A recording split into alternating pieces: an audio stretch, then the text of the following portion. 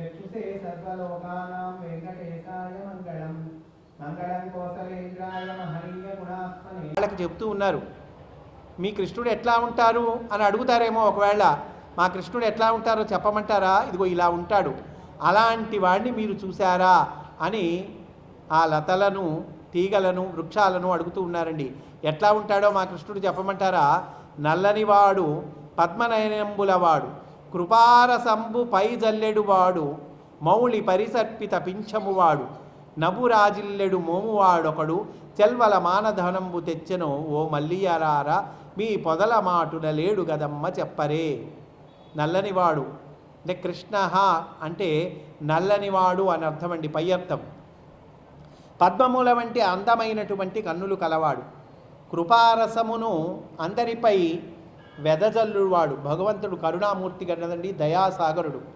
ఎప్పుడూ కృపారసము ఆయన నుండి వెదజల్లబడుతూ ఉంటుంది. శిరస్సుపై కురులను చుట్టి నెమలు కన్ను తురిమినటువంటి వాడు, ముఖమున చిరునవ్వు ప్రకాశింపుచూ ఉండేటువంటి వాడు, చెలియల అభిమాన ధనము ఆయన దొంగిలిస్తాడు. ఒక ధనాన్ని దొంగిలిస్తాడు. ఏ ధనం అది? చెలియల అభిమాన ధనాన్ని దోచుకొని పారిపోయి వచ్చాడమ్మా, మీ దగ్గరికి ఏమైనా వచ్చాడా? ఓ మల్లియలారా, అతడు మీ పొదల మాటున దాగి ఉండేనేమో చెప్పరమ్మా అంటున్నారండి. ఆ మానస చోరుడు మన్మధునైన మొహమాట పెట్టగలడు. శ్రీవత్సాంకితుడు మధురమైన వేణునాదము చేయువాడు. మమ్ములను మన్మధుని పుష్పబాణములకు ఆహుతి చేసినటువంటి వాడు.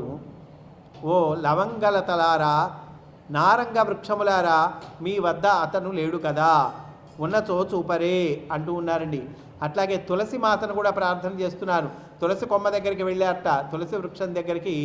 నీవు హరిచరణములను అలంకరించేటువంటి ప్రియతమము, అంటే హరికి ప్రియమైనటువంటి దానము నువ్వు.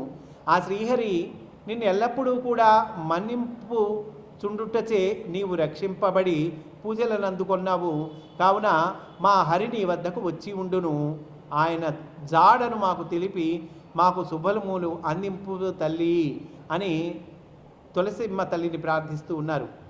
స్తుతింపదగిన వాణిని చూచితివా పొగడ వృక్షములారా, వయస్సే లేని విభుని చూచితిరా ఈడ వృక్షములారా, ఘనమైన కీర్తిగల విభుని చూచితిరా మొల్లలారా, సుకునిచే స్తుతింపబడిన ప్రభు ఎక్కడగలడో చెప్పడే కింసుక వృక్షములారా అని ఇట్లా వాళ్ళు ప్రార్థన చేస్తూ ఉన్నారండి. అట్లాగే భూమాతను ప్రార్థన చేస్తారు. భూమిని అడుగుతారు. కిటియై కౌగిట చేర్చెను వటుడై వర్ధిల్లి కొలిచి వడికృష్ణుండై ఇట పదచిహ్నంబులిడే క్రిందటి బాముననేమి నోచితమ్మ ధరిత్రి.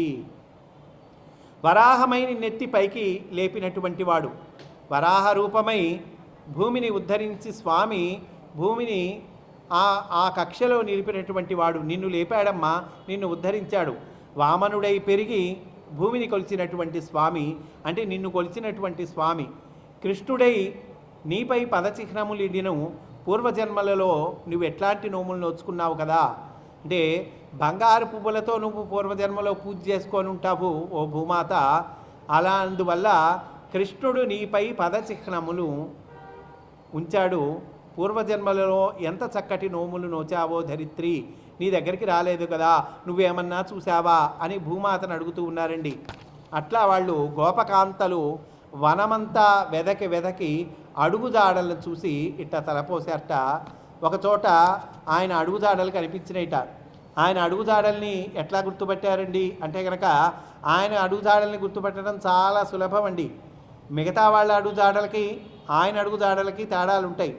ఏమిటయ్యా అంటే కనుక, ఆయన అడుగులలో పద్మము ఉంటుంది, శంఖము ఉంటుంది, చక్రము ఉంటుంది,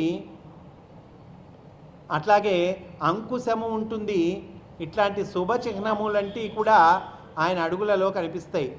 కనుక వాళ్ళు ఆ అడుగులని చూశారు. ఈ అడుగుజాడలే సనకాది మురివరేణ్యుల యోగ మార్గము వలె గమ్యమును చేర్చునట్టివిగా ఉన్నవి. ఏమి సామాన్యమైన పాదముల, ఏమి పాదములు ఇవి? ఇవి అన్నమాచార్యులు వర్ణిస్తారు. బ్రహ్మ కడిగిన పాదము, బ్రహ్మము తానడి పాదము.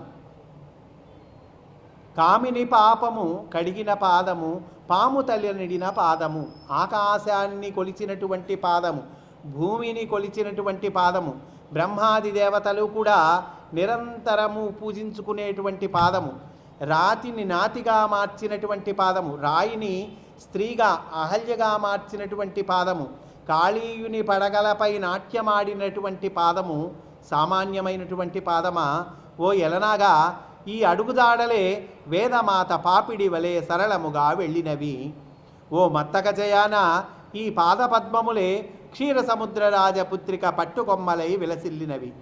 ఓ ఇందీవరేక్షణ, అంటే వాళ్ళల్లో వాళ్ళు ఒక్కొక్కళ్ళు అనుకుంటూ ఉన్నారు, ఈ సుందర పాదములే ముక్తికాంతను చేరుటకు మనోహర బాటలు. ఈ పాదములే చరణాలు చరణాలు చరణాలు అంటారు. ముక్తి సోపానాలు, ముక్తికి ఇవి మెట్ల లాంటివి ఈ పాదాలు అంటూ ఉన్నారండి. కనుక పట్టుకొమ్మలై వెలసిల్లినవి ఈ సుందర పాదములే ముక్తికాంతను చేరుటకు మనోహర బాటలు. ఈ అడుగుల ధూళియే శివబ్రహ్మాది దివిజ వరుల శిరములో ధరించునటువంటి దివ్య రజము అనుచు ఆ గోపసుందరీమణులు శ్రీహరి ఏగిన బాటను కనుగొనిరి గాని అతనిని కాంచలేకుండిరి. వాళ్ళు చూస్తూ ఉన్నారటండి. ఒక చోటకి వెళ్ళేసరికి 2 జతల పాదాలు కనిపించినయిట. కృష్ణుడి పాదాలు, ఇంకొక యువతి పాదాలు కనిపించినయిట. వాళ్ళు అబ్జర్వ్ చేశారు. చేసి వాళ్ళు అనుకుంటున్నారు, ఇంకెవరో యువతితో వెళ్ళాడు శ్రీకృష్ణుడు. కనుక ఇక్కడ చూడు, ఆ యువతికి ఈ కొమ్మలో ఉండి ఆ పూల గుత్తిలోని పూలు కోసి ఇస్తూ ఉన్నాడు. ఎందుకని? ఈ పాదముల మునివేళ్ళు చక్కగా ఒత్తుకున్నట్టు పడ్డాయి. వెనక భాగం బళ్ళ ఈ మునివేళ్లే ఇక్కడ అచ్చుపడ్డాయి కృష్ణుడి పాదములు. అంటే అదిగో ఆ పూల కొమ్మలో పైకి ఎక్కి ఆ పూలను కోస్తూ ఉన్నాడు. ఒకచోట ఈయన అట్లా జంట పాదములు కనిపించినయిటండి. ఒక చోట వెళ్ళేసరికి ఈయన పాదాలు ఒక్కటే కనిపించినయిట. అప్పుడు వాళ్ళు అన్నారు, ఇక్కడ ఆమె లేదు, శ్రీకృష్ణుడు ఒక్కడే ఉన్నారు అన్నది ఒక గోపిక. అంటే ఇంకొక గోపిక అంటుంది, కాదు, ఆవిడ్ని ఎత్తుకొని తీసుకెళ్ళాడు ఇక్కడ, అందువల్ల ఆవిడ పాదముద్రలు ఇక్కడ కనిపించలేదు, కృష్ణ పాదములే కనిపించినాయి అంటూ ఉన్నారండి. కృష్ణ సమ్మోహములైన ఈ నవ్వులను, ప్రేమలలకు నీ చూపులను, నీ విహారములను, నీ యందు ధ్యానములను, నీ యొక్క పరిహాసోక్తులను మా మనసులలో బాగుగా నాటివేసి ఇప్పుడు ఈ విధముగా మరలిపోవుట నీకు తగి ఉన్నదా కృష్ణ? కృష్ణుడి కోసం తపించిపోతూ ఉన్నారండి, అన్వేషిస్తూ ఉన్నారు, వెతుకుతూ ఉన్నారు, తపిస్తూ ఉన్నారు. అప్పుడు ఎట్టకేలకు స్వామి కరుణించి ప్రత్యక్షమయ్యాడండి. గోపికలు సంతసించి చుట్టుముట్టి తమ ఉత్తరీయములను పరచి మెత్తని ఆసనమును చేసి స్వామిని కూర్చుండబెట్టారు. పరమయోగుల హృదయ భద్రపీఠములయుందు ఉండేటువంటి ప్రభువు ఈనాడు గోపికల ఉత్తరీయముల ఆసనముపై ఆసీనుడై వెలశాడు. ఎవరి ముఖకమలము నుండి వేదములు ఉద్భవించినయ్యో, ఎవరైతే ఈ సమస్త సృష్టిని సృజించి రక్షించి చివరికి తనలో లయం చేసుకుంటూ ఉన్నాడో అటువంటి స్వామి అదిగో గోపికలు ఉత్తరీయము పరిస్తే ఆ ఉత్తరీయముపై కూర్చొని ఉన్నాడు. ఆసీనుడై వెలసెను అంటున్నారు. తన వక్షస్థలమున త్రిభువనదేవి అయిన లక్ష్మి తేజరిల్లాగా అంటూ ఉన్నారండి.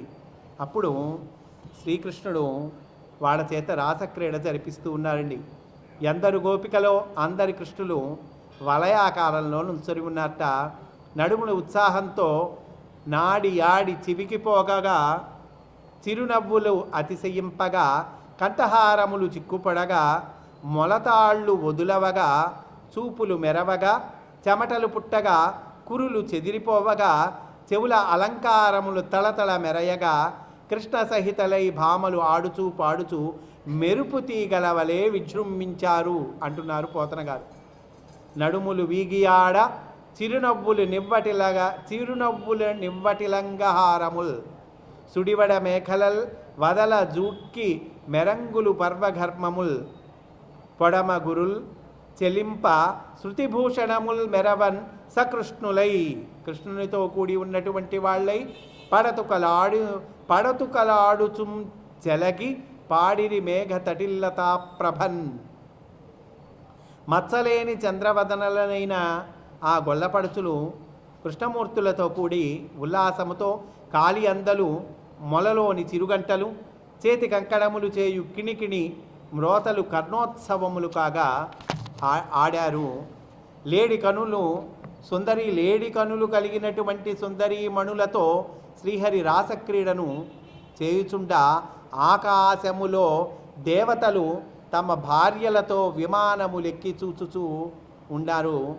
అప్పుడు సుఖయోగి పరీక్షిత్తు మహారాజుతో అంటూ ఉన్నాడండి. ఈ కథను సుఖయోగి పరీక్షిత్తు మహారాజుకు చెప్తూ, ఓ పరీక్షిన్ మహారాజా, గోపికలతో కృష్ణస్వరూపములు రాసక్రీడ చేయుచుండగా దేవతలు పుష్పవృష్టిని కురిపించిరి. ఆకాశమును దుందుబులు మ్రోయించిరి. దేవతలు, దేవతా స్త్రీలు, సతులతో సహా గంధర్వులు వరుసగా శ్రీహరిని స్తుతించుచు గానములు చేసిరి. కురిసెన్ పువ్వుల వానలు, మొరసెన్ దుందుబులు, మింట ముదితలు దారున్, సరసన్ గంధర్వపతుల్, వరుసన్ హరిబాడిరపుడు వసుధాదీశా. ఆ రకంగా అంత బ్రహ్మాండంగా బ్రహ్మానుభూతిని, నిజమైన ఆనందానుభూతిని వాళ్ళకు అందించాడు. జీవుడు నిజమైన భగవదనుభూతిని పొందటము, జీవ బ్రహ్మైక్యము, జీవుడు భగవంతుడితో ఏకత్వము సాధించటము, ఆయనలో కలిసిపోవటము, ఆయనలో కరిగిపోవటము, తామే కృష్ణుడవ్వటము, అది ఏమిటో వాళ్ళకి చక్కగా అనుభూతిని ప్రసాదించాడండి. ఒక చోట వాళ్ళు అంటే ఆ కృష్ణుడిని వెతికేటప్పుడు వాళ్ళు కృష్ణుడిలాగా నటిస్తారట. అంటే ఏమైంది, వాళ్ళ శరీరము కూడా కృష్ణమయమైపోయింది. ఇదిగో ఆ వానలో అట్లా నుంచున్నారేంటి, ఇదిగో గోవర్ధనగిరిని